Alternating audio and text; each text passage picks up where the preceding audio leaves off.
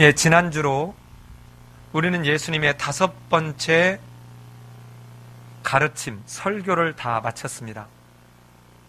그리고는 오늘 이제 시작하는 26장부터 28장까지는 예수 그리스도가 이제는 잡히시고 십자가에 죽고 부활하는 이 3가지 이야기를 다루게 될 것입니다. 자, 그런데 여러분 한번 보십시다. 만약에 내가 오늘로 만약에 이 땅을 떠난다면, 혹은 내가 지금 굉장히 그런 어떤 그 병이 걸려서 내가 이제 유언을 해야 될 상황이라고 한번 생각해 보십시다. 여러분, 그렇다면 그럴 때 어떻게 하시겠습니까? 오늘 묘하게도 오전 예배와 오후 예배가 비슷하게 모세의 마지막 유언적 설교에 관한 이야기였고, 오늘은 예수님의 그 죽음을 준비하는 모습으로 묘하게 지금 같이 가고 있습니다. 어쩌면 이제 내가 만약에 이 땅을 떠난다면 내 자녀에게 네가 앞으로 살아갈 때 이것은 이렇게 해라, 어디 누구 어려움이 있으면 누구를 만나봐라, 그리고 어머니들 같으면 이제는 그릇을 다 정리하면서 어쩌면 그 며느리나 또는 딸에게 이 그릇은 어디에 있다, 뭐는 어디에 있다 하고 이런 이야기를 이렇게 해주지 않겠습니까? 그런데 오늘 예수님은 오늘 읽은 본문인 마태복음 26장 1절로 46절에 있는 말씀이 예수님이 지금 잡히시기 전까지 죽음을 준비하는 장면입니다. 즉 다시 말하면 마지막 자유의 시간입니다. 그리고는 47절에서 이제 잡히는 거예요. 이제 내 마음대로 어떻게 할 수 없는, 이제는 뭔가 다른 사람에 의해서 이제는 이리 끌려가고 저리 끌려갈 수 있는 상황입니다. 그때 주님은 무엇을 하셨는가? 우리 같이 한번 상고하면서 피차 은혜를 받기를 원합니다. 이제 더 이상 내가 이 땅에서 살 날이 불과 며칠 남지 않았을 뿐 아니라 남은 며칠조차도 내 마음대로 움직일 수 없을 때 바로 예수님은 그의 제자들에게 그 마지막 자유 시간에 지금 하고 있는 내용이 무엇입니까? 첫 번째는 성만찬을 준비하고 있습니다. 예수님의 죽음의 의미를 깨닫지 못하는 그들에게 예수님의 죽음의 의미를 다시 한번 설명하고 있습니다. 실은 앞에서 이미 3번에 걸쳐서 예수님이 십자가에서 고난과 죽음을 당해야 됨을 이미 3번에 걸쳐서 말했음에도 불구하고 그들은 여전히 깨닫지 못하고 있습니다. 두 번째, 이 예수님께서 지금 자유의 시간에 말씀하고 있는 것은 제자들이 정말 예수님의 죽음을 두고 어떻게 할지, 얼마나 약해질지에 대해서 염려하고 있습니다. 세 번째는 그 예수님께서 이제 제자들에게 너희가 시험에 들지 않기 위해서 어떻게 해야 되는지를 마지막으로 모범적으로 보여주는 것이 겟세마네 동산의 기도입니다.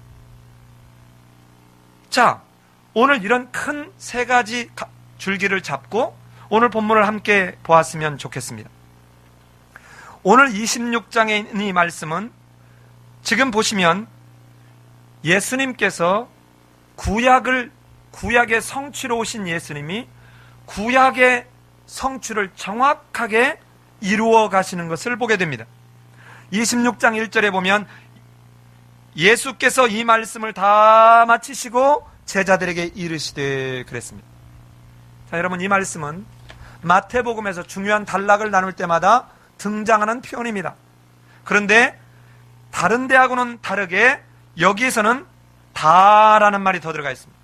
즉 다시 말하면 5편의 설교를 말씀하셨는데 그 5편의 설교를 다 마쳤다 하는 것입니다. 그 말이 하나가 더 들어있습니다. 그런데 오늘 이 장면은 예수님께서 6월절에 정확하게 맞추고 있습니다. 6월절은 1월 14일입니다. 그런데 오늘 장면은 지금 2절에 보면 이틀이 지나면 6월절이라 그랬습니다. 여러분 기억하십니까? 성전을 청결하게 했던 것이 바로 어린 양을 준비하는 모습과 똑같았다고 그랬습니다. 이게 바로 나흘 전이었습니다. 이틀이 지나면 예수님이 6월절의 양으로 십자가에 달려 죽게 되는 것이죠. 그 구약의 모습을 정확하게 성취시키기 위해서 6월절 이틀 전에 지금 예수님께서 예수님이 어떠해야 되는지를 지금 설명하고 있어요. 그런데 예수님이 뭐라고 말씀하세요? 이제 인자가 십자가에 못 박히기 위하여 팔리게 될 것이다 라고 하는 이야기를 이야기합니다. 다시 한번 세 번씩이나 말했던 예수님의 순환 예고를 다시 한번 제3 확인하는 모습이에요. 그러자 이 예수님의 구약의 성취를 이루시려고 하는 이 모습에 적합하게 거기에 보면 대제사장과 백성의 장로들이 가야바라고 하는 대제사장의 그 관정에 모여서 모의를 하고 있습니다. 예수를 어떻게 하면 잡아 죽일까? 여러분, 무언가 공적으로 얘기하지 않는, 특별히 신앙 공동체 안에서는 교회 목회자가 모르게 몇 사람이 만나는 이 모습은 대체로 건전하지 못할 가능성이 많습니다. 꼭 사단이 여기서 틈을 타요. 자, 이들이 자기들끼리 모여서 지금 뭡니까? 흉계로 모의를 하고 있는 것입니다. 여러분, 좋은 일을 가지고 몇 사람이 살짝 하는 사람은 정말 하나님 앞에 칭찬을 받을 사람이에요. 그런데 보통 이 죄를 갖고 있는 죄성을 가진 인간들의 모습은 좋은 일을 하려고 할 때는 요만한 일 하면서 나발을 불고요, 모의를 할 때는 드러나면 안 되니까 그냥 뒤에서 삭삭삭삭 해가지고 그 작은 문제 하나가 공동체를 파괴하고 엄청난 문제를 일으키는 것이죠. 지금 우리나라도 무슨 어느 당 국회의원이 내라는 뭐를 했다고 해서 지금 나라가 들쑤셔져 있지 않습니까? 과연 이것이 진실인지 아닌지는 시간이 더 지나보면 드러나겠지만, 어쨌든 무언가를 흉계를 가지고 뭔가 합당하지 않은 그런 모습을 가지고 모의를 하고 있는 이 모습은, 분명한 것은 예수님은 하나님의 뜻을 따라서 6월절 양으로 죽임을 당하신 그 길을 가시겠지만, 이 일에 모의하는 이자들은 참으로 어처구니 없는 징벌을 스스로 머리 위에 쌓고 있는 모습이죠. 자, 이렇게 모의를 하고 난 이 사건을 이야기하는데 실은 어떻게 해야 되느냐? 14절로 이어져야 합니다, 내용이. 자, 이렇게 모의를 했습니다. 모의를 했어요. 그러고 난 뒤에 14절, 그때 12 중에 자, 모의를 했어요. 그런데 모의를 했는데 어떻다고 합니까? 이들이 말하기를 5절에서 밀란이 날까봐 명절에 하지 말자. 왜 그래요? 기억나세요? 예수님이 예루살렘으로 올라올 때 어떻게 합니까? 종려나무 가지를 막 놓고는 그 나귀 위에다가는 자기 겉옷을 이렇게 해서 호산나 하고 막 찬양을 하고, 이 모습을 보니까 이 지도자들이 볼 때 너무 이 사람의 인기가 굉장하구나, 여기서 예수를 죽였다가는 큰일 나겠구나, 이 생각을 할 수 있는 것이죠. 자, 이렇게 예수님을 잡아 죽이려고 했지만 그들은 마음대로 못합니다. 여러분 잘 보세요. 이들은 여전히 사람들을 무서워해요. 그런데 보세요. 대제사장이나 장로들은 사람들의 이목을 무서워해가지고 어떻게 할까? 명절날에는 하지 말자, 전전긍긍하고 있는데, 예수 그리스도는 오직 하나님의 뜻에만 관심이 있고 다른 사람이 무엇을 하는가는 전혀 겁내지 않습니다. 여러분, 이 예수님을 우리가 본받는 길이 뭔 줄 아십니까? 우리는 이제 직장 생활도 합니다. 지역사회에서 살아요. 심지어는 가정에서 한 가정을 이루고 삽니다. 자, 한 가정도 남편이 밖에서 뭘 하는지 아내는 알 길이 없어요. 그러나 남편으로서의 그 권위는 어디서 나오는 줄 아세요? 여보, 당신 그러면 돼? 하는 이런 목소리에서 나오는 게 아니에요. 남편의 권위는 바로 그가 아내가 보든 안 보든 어디서든 아내가 있으나 없으나 똑같은 도덕적, 윤리적 삶을 살 때 그 남편의 말에는 권위가 생기는 것이에요. 회사에서도 똑같습니다. 사장이 보면 하는 척, 사장이 모르면 싹 납품가 조정해가지고 뚱치고 이러면 언젠가 늘 불안한 것이죠. 그러나 사장이 보든 안 보든 나는 늘 하나님 앞에서 이 일을 하고 있다면 사장이 오든 누가 오든 겁이 날 게 없어요. 그런데 이들은 흉계로 은은하기에 두려운 것이에요. 왜? 사람들이 들고 일어날까봐. 얼마나 아이러니합니까?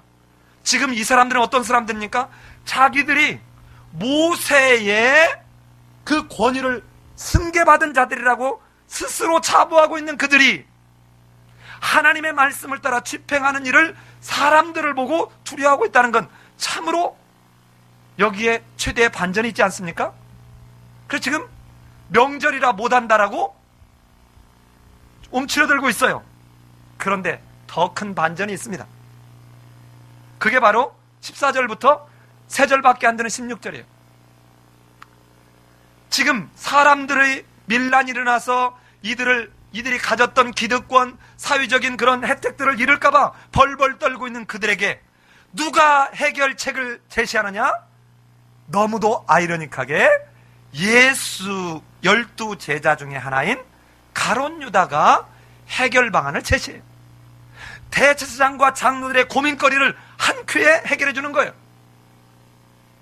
여러분 재밌잖아요?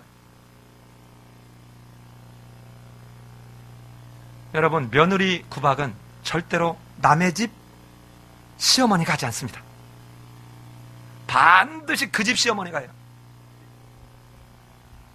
며느리 구박은 남의 집 시누이가 하지 않습니다. 반드시 그 집 시누이가 합니다. 여러분, 반대로 한번 우리 적용해 볼까요? 여러분의 집이 정말로 주님 임마누엘의 감격을 누리고 사느냐, 아니면 항상 고통과 아픔과 불안 속에서 사느냐, 여러분 이것은 여러분에게 달려있어요. 남편이 밖에서 힘들어 왔습니다.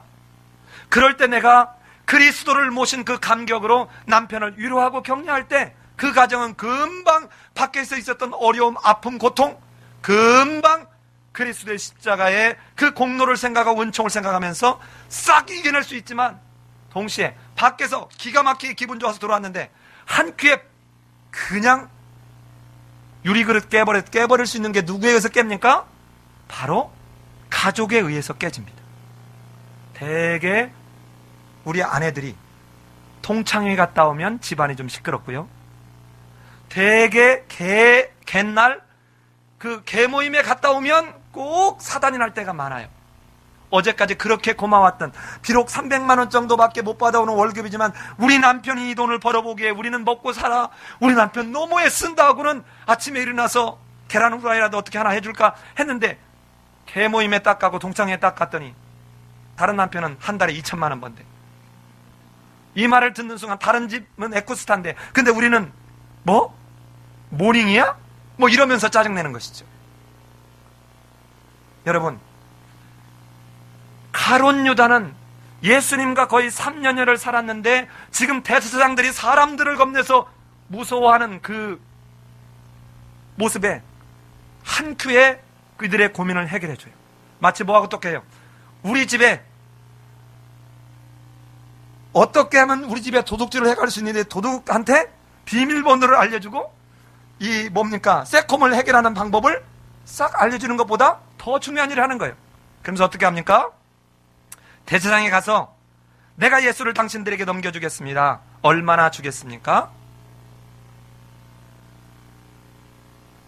그들이 은 30을 달아주었습니다. 여러분, 은 30을 달아주었다 라고 하는 이야기가 이렇게 나오는데, 이 은 30은 요 말을 정확하게 이해를 하려면 여러분, 스가랴서 11장에 가면 거절한 양떼를 먹이시는 메시아적 인물인 목자에게 주어진 품삯과 같은 것입니다. 가룟 유다가 예수님을 넘겨주는 것에 대한 어떻게 보면 표면적 이유를 보면 돈 때문인 것 같습니다. 은 30이면 어느 정도의 돈이냐? 약 4달분의 임금입니다. 그러니까 은 30이면 데나리온, 한 데나리온이 하루 품삯인데 은 하나면 4일 품삯이에요. 그러니까 약 4개월의 품삯에 해당하는 돈을 지금 받고 예수를 넘기는 것이죠. 그런데 과연 이 가룟 유다가 돈 때문만이었을까 하는 생각을 우리 머릿속에 한번 잠시 염두에 두고 오늘 말씀을 한번 같이 상고해 보십시다.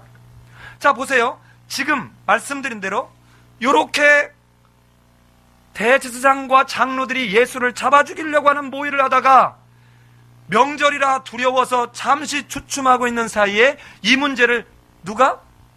가룟 유다와 세계라는 이야기로 이어져야 되는데 중간에 뭐가 딱 들어있어요?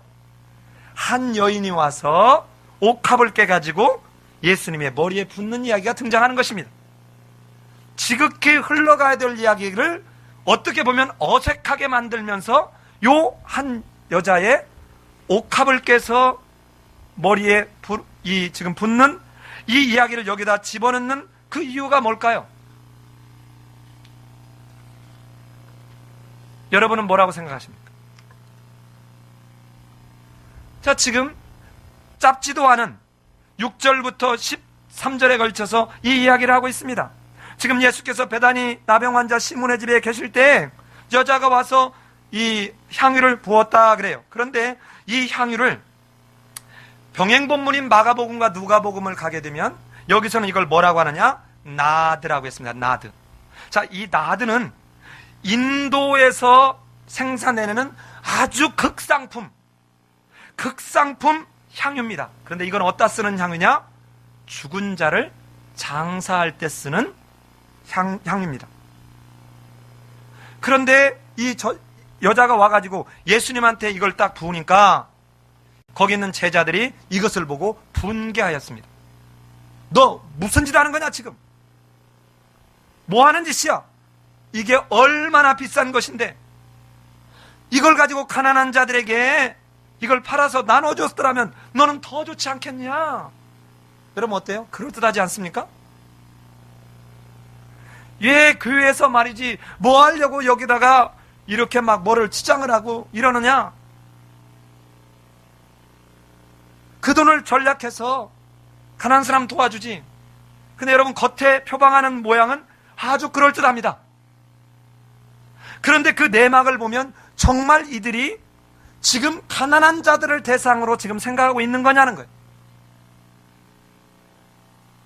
여러분, 지난 우리 24장, 25장에서 예수님의 마지막 5번째 설교를 봤지만 여러분 진짜 중요한 게 뭐답니까?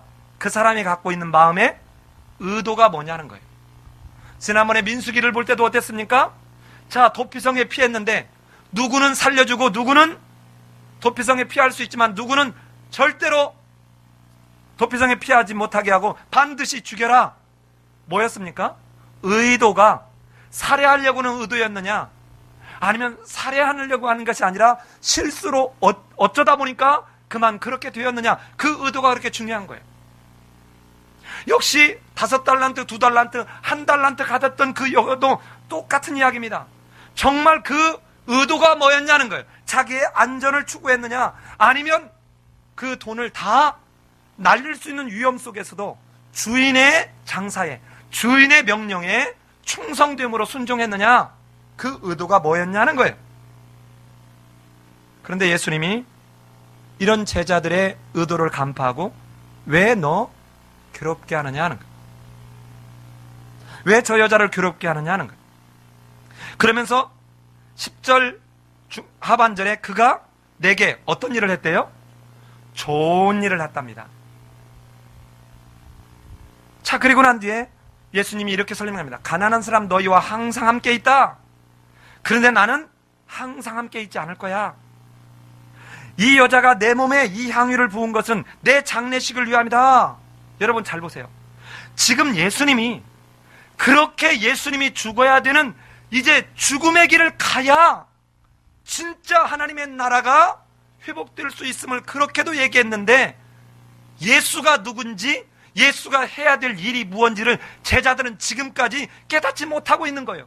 그 좋은 일이 뭡니까? 예수님의 죽음을, 예수가 누구인지, 그리고 예수님의 죽음을 맞이하고 준비할 줄 아는 이 여인은 제자들보다 훨씬 지금 깨어 있는 거예요. 영안이 열려 있는 것입니다. 제자들은 깨닫지 못하는 거예요. 이것이 단지 낭비한 걸로 보는 겁니다. 예수님의 지금 장례를 준비하는 모습이라고 깨닫지 못하는 거예요. 예수님으로서는 이 별 볼 일 없는, 이름조차도 없는, 어찌 보면 하찮아 보이고 보잘것없어 보이는 한 여인은 예수가 누구인지를 알고 예수가 해야 될 일이 무엇인지를 인식하고 준비하며 자기의 가장 좋은 것으로 준비하고 있는데, 제자들은 실패하고 있는 것입니다. 여러분은 이런 설교를 들으면, 이런 내용을 접하면 어떤 느낌이 드세요? 제가 지난 강좌 때 이 얘기했더니 많은 사람들이 깔깔대고 웃으시더라고요. 평생 교회 잘 다니고 지옥 간다고요. 여러분, 교회를 다니는 것으로는 구원을 보장하지 못합니다. 예수를 알아야 되고 예수를 믿어야 돼요. 예수를 안다는 것은 머리로 안다는 것이 아닙니다. 히브리 말로 야다라는 말은 영어로 I know 이게 아니에요. 내가 정말 예수를 만났다는 거예요. 내가 경험했다는 것입니다. 인격적으로 만났다는 것이에요. 교회를 백날 천날 다녀도 예수가 누구인지도 모르고 예수를 만나지 못한 채 평생 교회 잘 다니고 지옥 갈 수 있습니다. 그러면 내가 예수를 믿는지 안 믿는지 어떻게 합니까? 예수를 믿기 전이나 또는 1년 전하고 내 삶이 예수를 닮아가는지 나무는 그 열매로 알게 될 거라는 것이에요. 그런데 제자들은 3년 동안 하나님이신 예수님과 함께 생활을 했는데, 그들은 가장 지근거리에서 배웠고 들었고 보았음에도 불구하고 예수가 누군지, 그가 해야 될 일이 무언지 깨닫지 못하고 있다는 것입니다.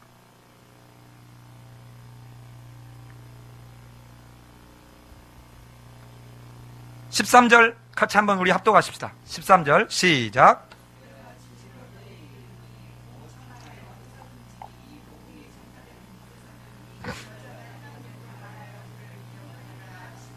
예, 여러분, 예수님은 가난한 자에 대한 관심을 가진 것을 책망했거나 가난한 자를 돌보는 것을 무시한 것이 아닙니다.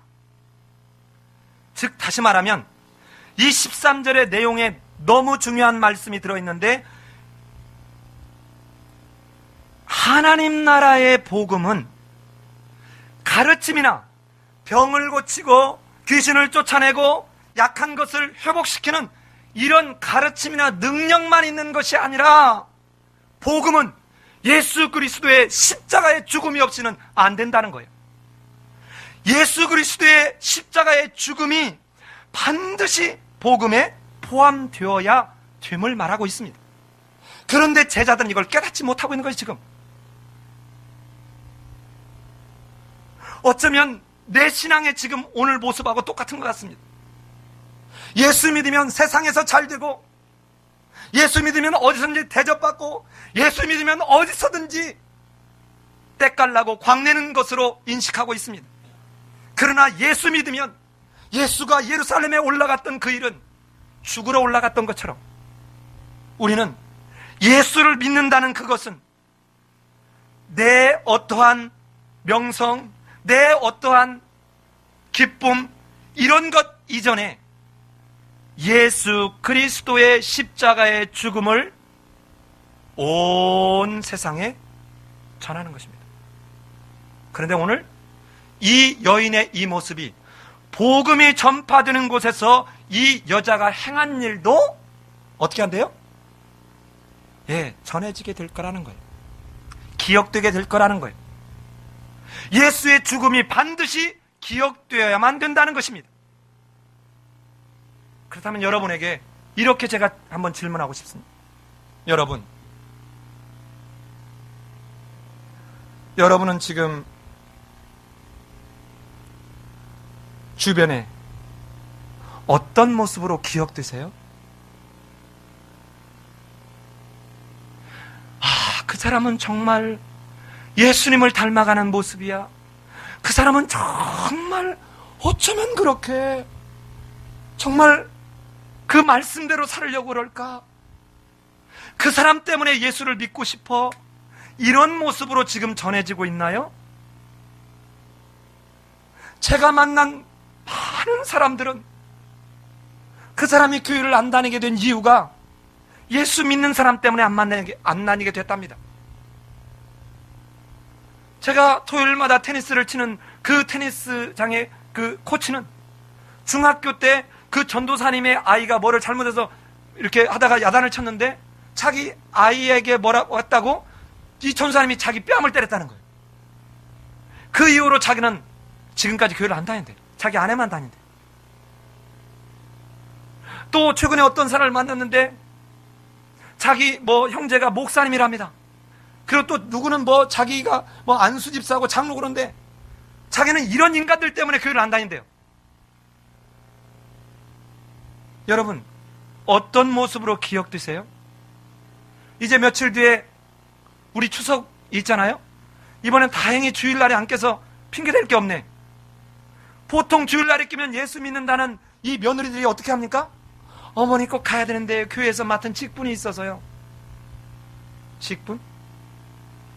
너희들이 눈에 보이는 부모나 형제를 사랑하지 않으면서 눈에 보이지 않는 하나님을 사랑한다고 하는 것은 뭐라고 합니까? 거짓말이다. 저는 이 명절이 꼈을 때 우리 교회에 예배 드릴 사람 하나도 없어. 저하고 집사람만 예배를 드리더라도 가서 시어머니, 시아버지에게 잘 복명해서 정말 예수 믿는 며느리가 들어오더니 우리 집이 훨씬 더 화목해졌어. 애썼다. 그러면서 그 시어머니가 그 시골에서 후미로 일했던 그 꼬불친 돈 한 3만 원 주머니에 져주면서 너희 가면서 맛있는 거 사 먹어라. 이 모습이 믿지 않는 시어머니에게 복음이 전해질 수 있는 그 길인 거 모르세요? 과연 우리는 지금 직장에서는 어떻게든 내가 남보다 먼저 승진해야 돼. 어떻게든 내가 좋은 자리에 가야 돼. 도무지 나는 지금 어떤 존재로 기억되고 있나요? 이 이름도 등장하지 않는 이런 여인의 모습인가요? 그런데 제자들은 이름이 등장하는데 하나님 나라에서는 맹인과 같은 존재들이라는 거예요. 도무지 깨닫지 못하고 있는 존재들입니다. 왜 이 향유를 부은 여인의 이야기가 여기에 껴있는지 아시겠습니까? 예수님이 얼마나 답답하셨으면 이런 제자들의 모습, 그리고 잘 보세요. 지금 제자들이 이 아까운 돈을 가난한 사람들에게 주지, 그 뒤에 가룟 유다가 뭐하고 딱 반응해요? 돈 30세겔, 은 30. 그들은 하나님 나라를 바라보는 것이 아니라 그들의 눈에 보이는 현실 세계에 완전히 지금 빠져 있습니다. 제가 마태복음을 1장부터 지금까지 오면서 이 제자들이나 특별히 가룟 유다가 이렇게까지 돈으로 지금 하고 있는 이유는 저는 또 다른 데 있다고 봅니다. 가룟 유다가 분명히 예수를 팔고 있지만 어쩌면 물질 이전에 더 큰 가룟 유다의 의도가 있었을 거라고 저는 생각이 되어집니다. 그게 하나가 뭐냐면, 여러분 지금까지 마태복음 1장부터 25장에 올 때까지 제자들의 머릿속에 메시아는 어떤 존재로 지금까지 기억되고 있었습니까? 신의 아들입니다. 메시아는 신의 아들이에요. 이 신의 아들이 오면 지금까지 우리가 눌려 있었던 저 로마의 압제, 아니 그 이전에 저 페르시아, 헬라에게 압제되어 왔던 이 속에서 우리를 해방시켜 줄 거야. 우리를 이 먹고 살기 어려운 새끼 밥 먹는 것조차도 어려웠던 이 가난에서 우리를 해결해 줄 거야. 왜? 신의 아들이니까. 신적인 능력으로. 그런데 뭐라고? 우리가 그렇게 메시라고 믿었던 누가? 예수가 그만 인간적으로 보면 실패하는, 가서 처형당한다고? 여기서 오는 좌절감, 여기서 오는 공허함, 여기서 오는 동의할 수 없는 어떤 분노가 없었을까요? 그러면서 동시에 이런 기대가 그 속에서 저는 샘솟았을 거라고 기대가 됩니다. 만약에 예수가 정말 지금까지 한 거 보면 뭔가 신적 능력을 갖고 있는데, 아니 자기가 죽으면서까지 그냥 곱게 죽을까? 여기서는 신적 능력을 발휘해 주지 않을까? 이 기대를 하지 않았을까 싶어요. 충분히 기댔을 거라고 봅니다. 그러니 지금 은 30을 받고서도 팔모로 인해서 진짜 이 예수가 메시아인 것을, 신의 아들인 것을 자기가 한번 목도해보고 싶었을 수 있어요. 여러분, 제가 이런 실수를 할 때가 많습니다. 누군가 어느 성도가 특히 몸이 아파서 아프면 저는 하나님 앞에 기도하면서, 하나님 나를 목회자를 세워놨으면 내가 좀 부여잡고 기도하면 좀 병도 좀 낫게 좀 도와주시고, 좀 뭔가 저 사람 능력이 있다 이렇게 좀 하나님 하게 해야 성도들이 내 말도 좀 잘 듣고 교회도 좀 부흥되지 않겠습니까? 그런데 아무리 기도해도 전혀 변화가 없어 보여요. 여러분, 이때 하나님이 만약에 정상아 아우아우아우아우아우, 내가 내게 능력을 부어주노라 아우아우아우아우, 내가 너를 예수의 능력으로 부어주마 아우아우아우 하는 어떤 걸 만약에 경험한다면 여러분 어떨 것 같습니까? 그리고 난데 제가 누가 예를 들어 중병이 걸렸는데 손으로 예수의 이름으로 명하네 나을지어다 하면 딱 나왔어요. 여러분, 그 다음에 어떤 일이 벌어질까요? 이 교회는 빨리 확장해야 돼요. 물밀듯 밀려오지 않겠습니까? 그 다음에 어떤 일이 벌어질까요? 저는 신의 아들로 통할 것입니다. 그런데 반대로 이렇게 하다가 제가 어느 순간 영빨이 떨어져가지고 했는데 낚이는 고사하고 아무 변화가 없어. 그럼 어떻게 될까요? 헌신장처럼 버려지게 될 것입니다. 이게 인간들이 갖는, 그들이 만들어 놓은 신의 아들에 대한 기대의 모습이에요. 그런데 예수는 인간들의 신의 아들에 대한 기대가 아니라 하나님의 말씀에 순종하는 하나님의 아들로 이 땅에 오셨고, 하나님의 아들로서의 사명을 끝까지 지금 다하는 거예요. 그러면서 깨닫지 못하는 이런 제자들을 향해서 내가 지금 왜 이 길을 가야 되는 줄 아니? 하면서 최후의 만찬을 준비하는 것입니다. 그게 17절로 바로 30절에 있는 이야기입니다. 너무도 잘 아시는 것처럼 6월절 저녁에 양을 잡아서 식구들대로 식구의 그 숫자에 따라서 양을 잡아서 뼈를 꺾지도 아니하고 신발을 신고 그날 저녁에 먹었고 남은 것은 다 없앴습니다. 이런 6월절을 따라서 바로 예수님이 자기의 죽음을 목전에 두고 최후의 만찬을 준비하는데, 우리 18절 같이 한번 읽어보실까요? 18절입니다. 같이 한번 읽어봅시다. 시작. 이르시되 성 안 아무개에 가서 이르되 선생님 말씀이 내 때가 가까웠으니 내 제자들과 함께 6월절을 내 집에서 지키겠다 하시더라. 자, 여러분 잘 보세요. 여기서 내 때가 되었다라고 합니다. 자, 내 때가 어떤 때예요? 죽어야 될 때입니다. 자, 죄송합니다만 제가 가능하면 이러고 싶지 않으면 어쩔 수 없이 얘기를 해야 돼요. 이때 우리말로는 그냥 때라고 했는데 이게 헬라어로는 두 가지로 바꿔야 돼요. 하나는 카이로스고 하나는 크로노스예요. 자, 카이로스라는 말은 구속의 시점이에요. 그럼 크로노스는 뭐냐? 지금이 2013년 9월 8일 이처럼 물리적인 시간을 말할 때 크로노스라는 말을 쓰고, 자, 예를 들어서 우리는 6.25 때 일제 36년 처절한 민족의 고통의 때를 보냈습니다.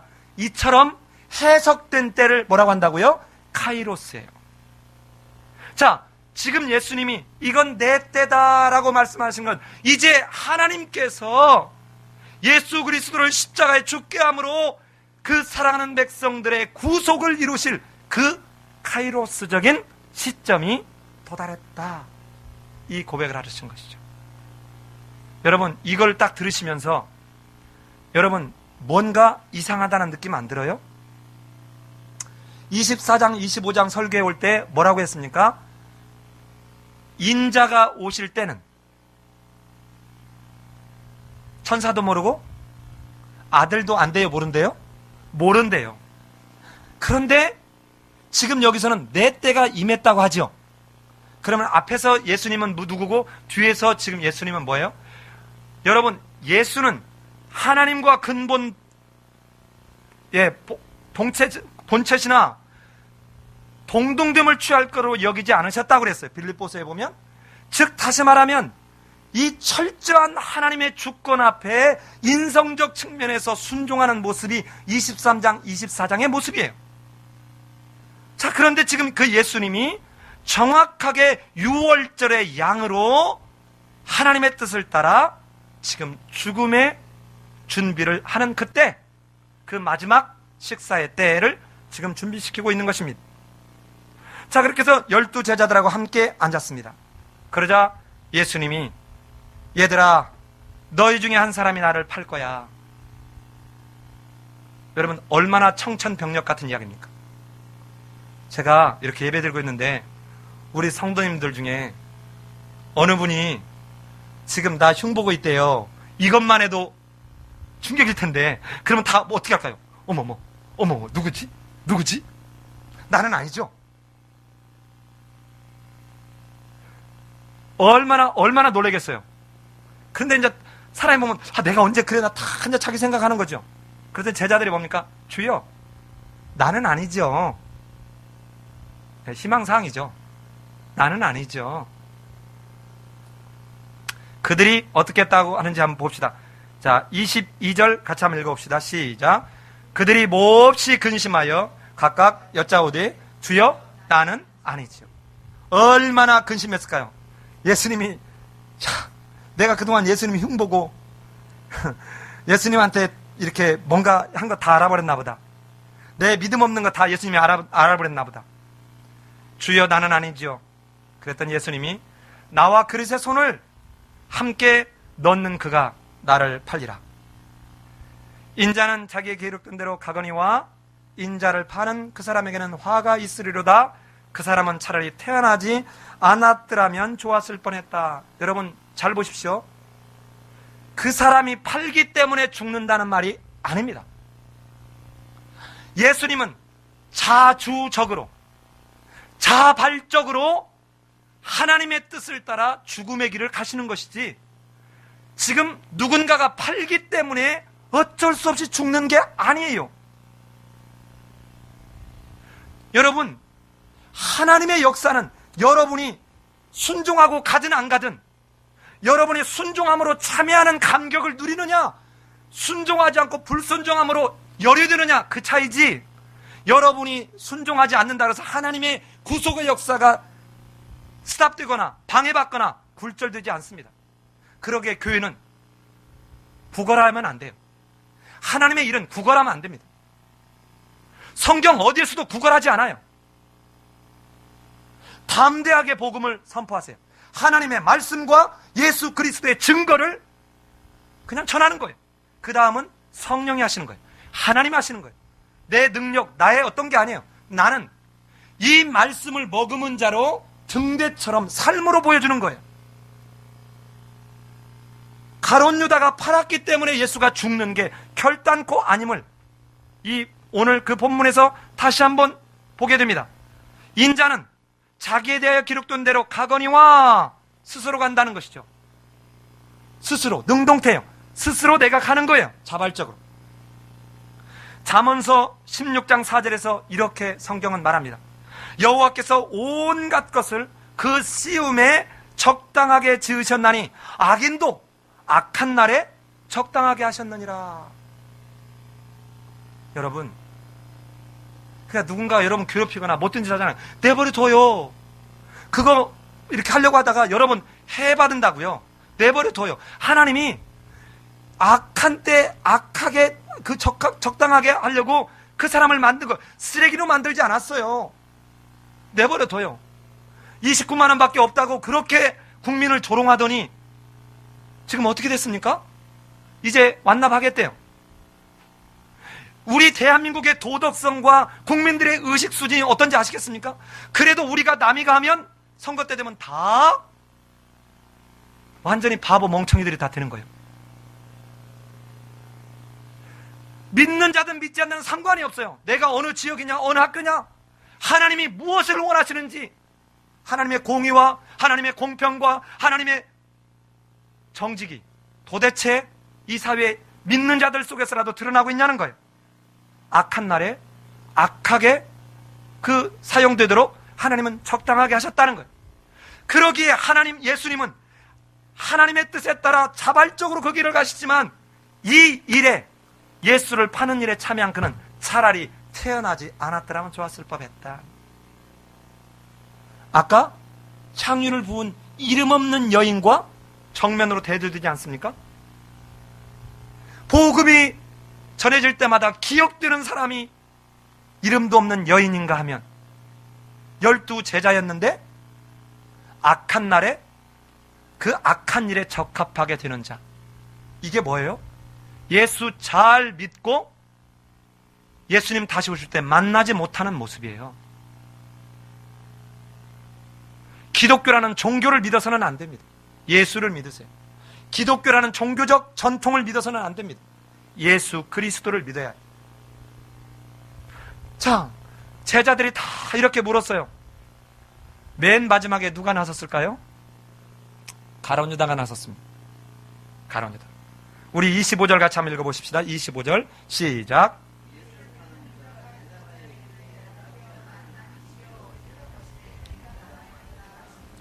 자, 예수님이 이미 알고 있어요? 모르고 있어요? 이미 알고 있어요. 자, 그런데 잘 보세요. 앞에서 제자들은 큐리에, 자, 헬라어로 큐리에, 주여, 이것은 이 메시아와 그를 따르는 자와의 관계성을 좀 표현하고 있어요. 라비어, 이 말은 그냥 일반적인 사회에서의 존중하는 호칭이에요. 라비어, 나는 아니지요 라고 합니다.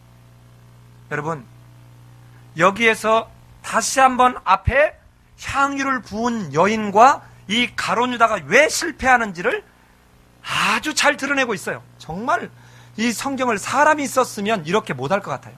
하나님이 성령을 통해서 지혜를 주고 능력을 주었기에 이렇게 쓴 것 같아요.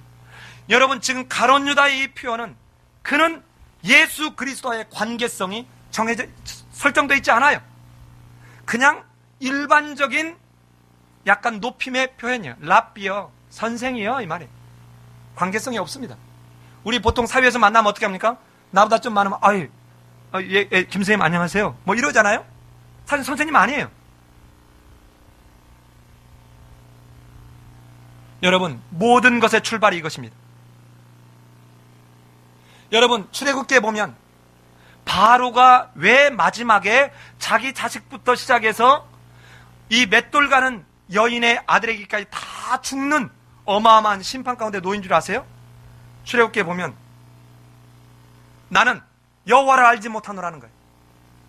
대전제는 하나님이 누군지, 예수가 누구인지를 모르는 데서 모든 문제의 출발이 시작되고 있다는 거예요. 지금 앞에 있는 향유를 머리에 부었던 이 여인은 비록 이름이 소개되지 않았지만 예수가 누구인지, 예수가 마침내 해야 될 일이 무슨 일인지, 그의 죽음을 반드시 필요한 걸로 인식하고 그의 가장 귀한 그 향유를 깨뜨려서 하는 이 여인과는 다르게 제자들도 예수가 누군지 여전히 깨닫지 못하고 있고, 심지어는 예수의 죽음에 대해서 자기들이 기대했던 신의 아들 메시아가 죽는 것을 도무지 용인할 수 없는 랍비여.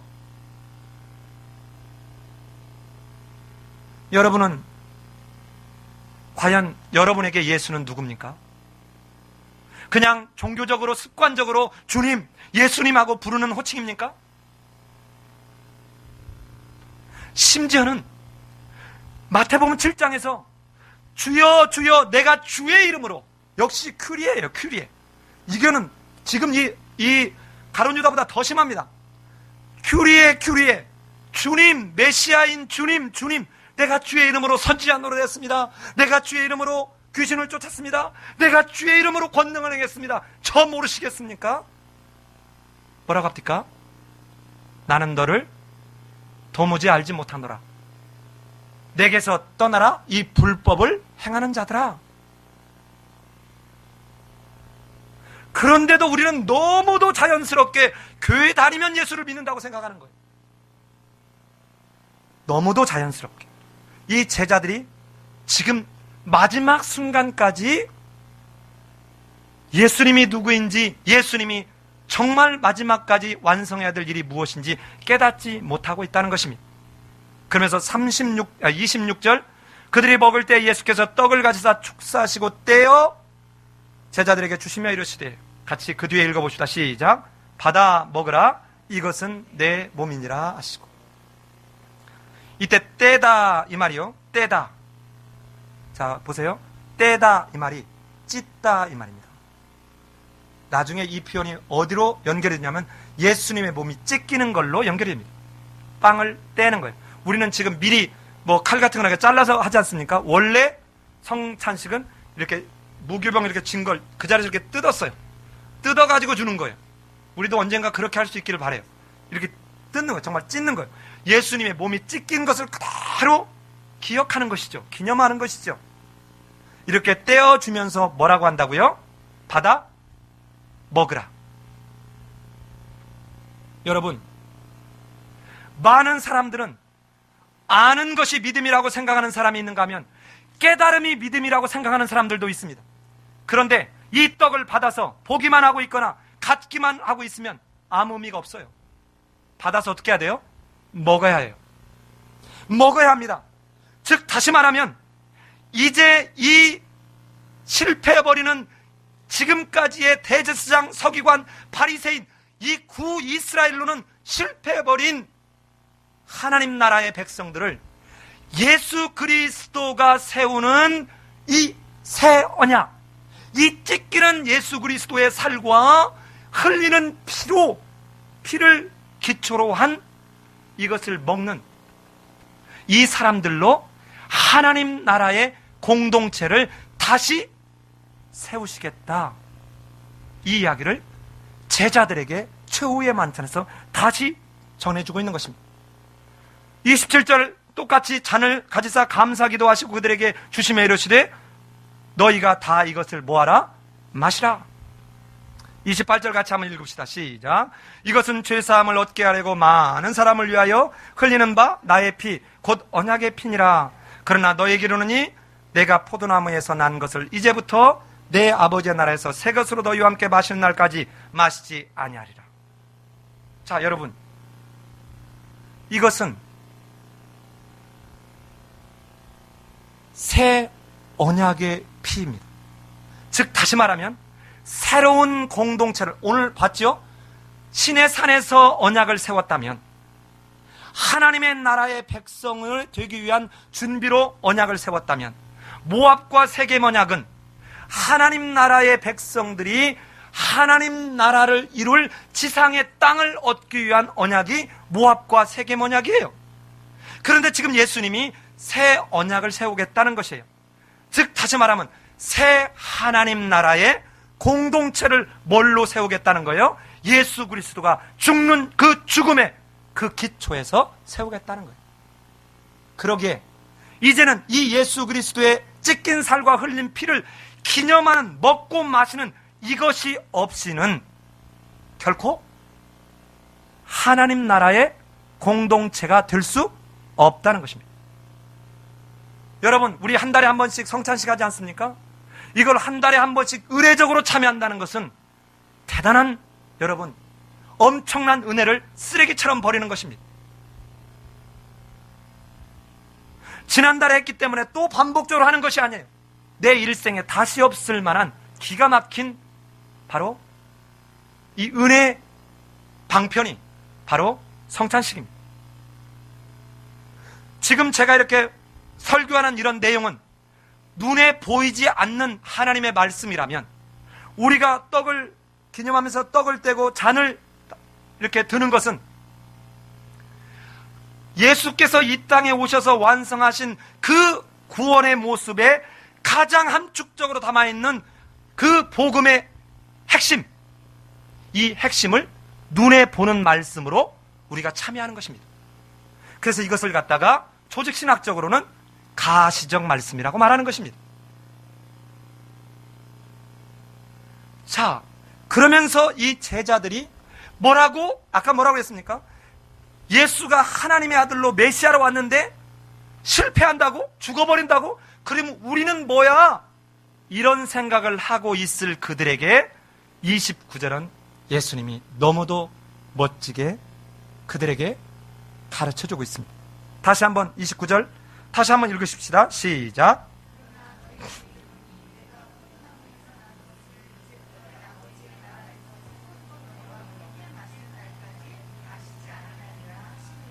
자, 여러분 잘 보세요.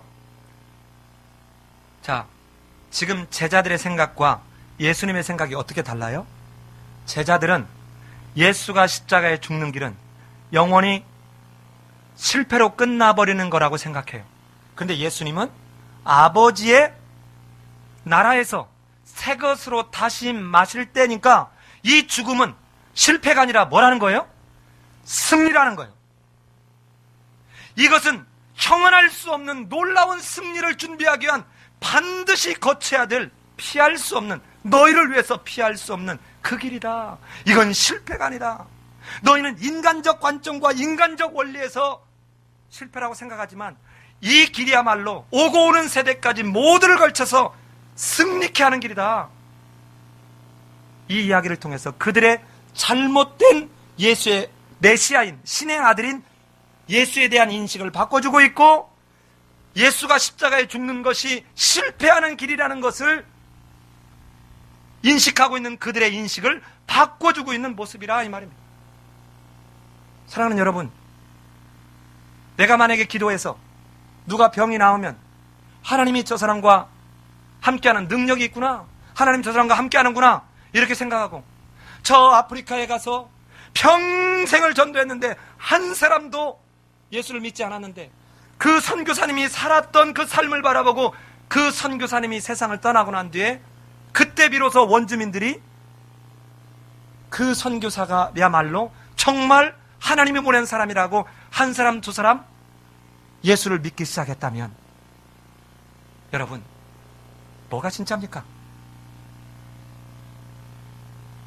지금 사형리 갖고 가서 5분 만에 하나님이 당신을 사랑합니다, 당신은 죄인입니다, 이런 달콤한 이야기를 가지고 싹 했다가 그 사람들이 와서 조금만 하나님이 나를 사랑한다며, 사랑하면 이렇게 나한테 병을 주나? 사랑하면 나한테 이렇게 사업 망하게 하나? 이런 하나님 안 믿을 거야 하고 이들이 정문으로 갔다 후문으로 금방 빠져나가게 하는 사단의 당위정 발라놓은 복음의 오류를 그동안 교회가 양적 팽창이 부흥이라는 착각 속에 어떻게든 숫자만 늘어나면 된다고 생각한 거예요. 어떻게든. 아닙니다. 사랑하는 여러분, 구원은 입술로 받지 않습니다. 구원은 예수 그리스도의 십자가의 죽으심에 내가 연합될 때만 유일하게 얻을 수 있는 유일무이한 길입니다. 그런데 이것은 내가 관념으로 예수 그리스도와 연합되겠다라고 해서 되는 것이 아니라, 내가 예수 그리스도와 연합되었다는 것을 내 삶 속에서 때로는 가시밭길을, 때로는 고난의 길을, 때로는 모욕과 때로는 조롱의 길을, 심지어는 박해와 죽음의 길을 갈지라도 그 예수 그리스도의 복음 들고 가는 것입니다.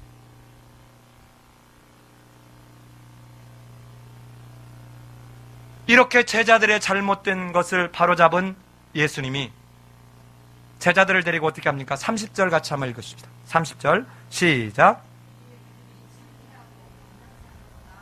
예, 찬미하고 감람산으로 나아갔습니다. 이 감람산이 어디입니까? 여러분 기억하세요? 21장 1절에 등장합니다. 그러면 21장은 어떤 장입니까?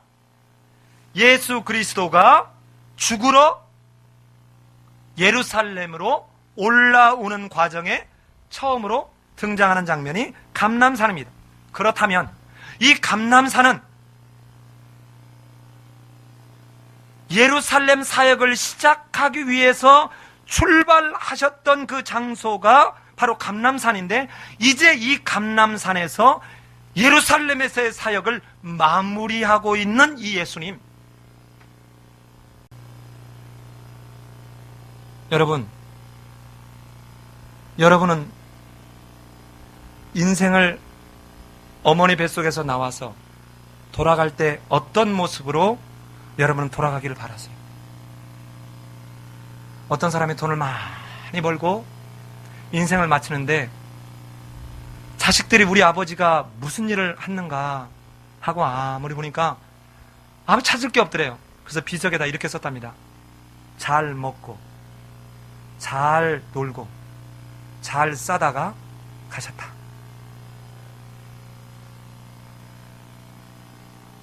여러분은 지금 어디에서 그리스도를 닮아 그리스도가 행하신 그 복음의 사역을 시작했던 그 장소가 어디예요? 그리고 여러분이 인생을 마치기 전에 그 장소에 돌아가서 하나님 앞에 지금 감사와 감격으로 나아갈 장소가 어디입니까? 여러분은 어디입니까? 31절로 46절을 해야 되겠는데 오늘 더 가면 안 될 것 같습니다. 예, 지금 약 1시간이 돼가지고 더 하면 여러분 좋을 것 같아요. 사실은 46절까지가 어떤 내용이냐면 예수님이 잡히시기 전까지의 자유로운 내용이라 거기까지 갔으면 좋겠는데 적어도 앞으로 한 20분 해야 될 것 같아서 불과 어쩔 수 없이 여기서 마치겠습니다. 오늘 말씀 정리하겠습니다. 여러분, 오늘 설교 제목이 뭔가요? 예, 주보를 봤는데 기억이 안 나죠? 죽음을 준비하는 순간에도 예수님은 지금 누구 걱정해요? 제자들 걱정해요. 얘들이 아직도 예수 나를 잘 모른다는 거요. 얘들이 예수가 해야 될 그 사명이 뭔지를 모른다는 거요. 여러분, 지금 우리는 이렇게 보면서 이 사람들 왜 몰라라고 얘기하지만 예수님 지금 이 땅에 오늘 오신다면 여러분은 알 것 같습니까? 죽음을 준비하는 순간에도 제자들을 걱정하셨던 그 예수님은 지금 천국에서 여러분과 내 걱정하는 거예요. 제 구원에 받아야 되는데 지금 제 교회만 잘 다니고 있다. 지금 십자가 복음 전혀 모르고 있다. 쟤는 정말 11조 냈으니까 구원받았다고 생각한다. 주일 성수했으니까 구원받았다고 생각하고 앉아있다. 어쩌면 좋노? 이 내용이 역사서의 내용이고 이 내용이 선지서의 내용이에요. 그래서 아니다. 지금 너희가 가는 일은 죽음의 길이다. 그래서 사람을 보내고 부지런히 또 보냈는데 너희가 들었대요, 안 들었대요? 듣지 않았대요. 오히려 보낸 그 사람들을 죽이고 감옥에 쳐넣고 뺨을 때리고 모욕했고, 그래서 하나님이 사람의 몸을 입고 이 땅에 오셨는데도 그 하나님을 십자가 달려 죽일 정도로 그들은 듣지 않았어요. 사랑하는 여러분, 지금 예수님이 하나님 우편 보좌에서 여러분과 나를 보시면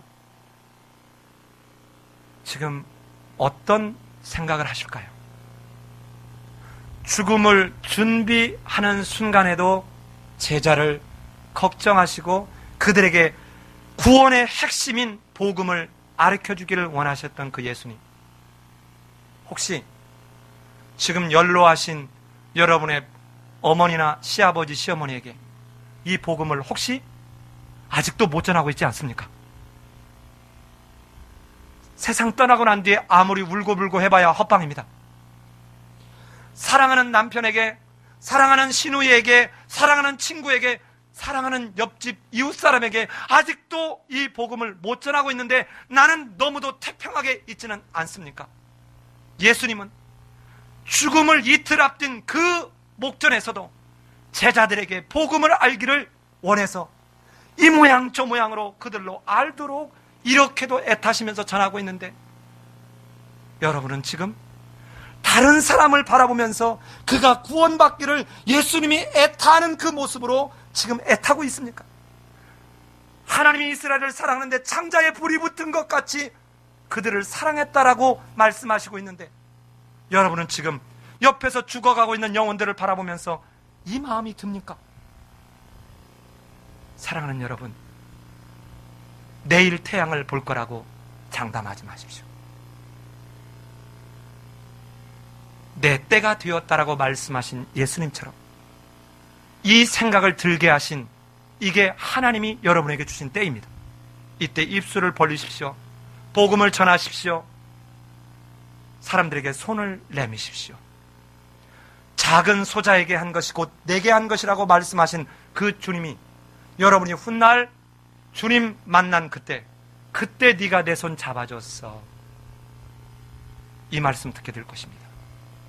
우리 성도들은 주님 오시는 날, 그래 그때 네가 그 설교 듣고 죽음을 준비하는 중에도 제자들을 걱정하며 애타했던 그 내 마음, 내 애타는 그 심정을 알고 복음을 전했던 너 때문에 이 사람이 하늘나라에 올 수 있었다, 이 칭찬 받을 수 있는 우리 성도님들 다 되시기를 예수님의 이름으로 기도합니다. 같이 한번 기도하겠습니다.